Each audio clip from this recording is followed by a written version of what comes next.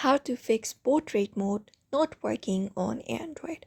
Hello everybody, if you're missing portrait mode on Android, you can follow up the steps.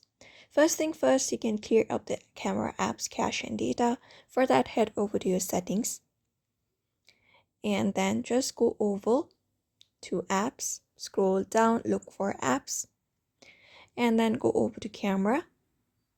You can use the search at the top in order to search for your camera app.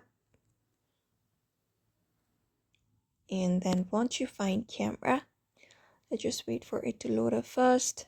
You can just go ahead and open it up. And then once you open it up, go to storage. And then go ahead and clear the cache. Also clear data if necessary. And then go ahead and you can restart your phone to do that.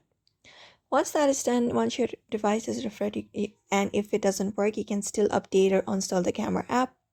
For that, you may head over to Play Store or your available app store, for example, Samsung Store. So you may head over to Samsung Store for that.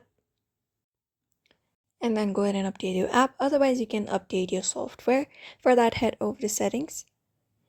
And then scroll down and you can look for software update. Just go ahead and tap on it. And if any kind of update is available for your device, just go ahead and update your device.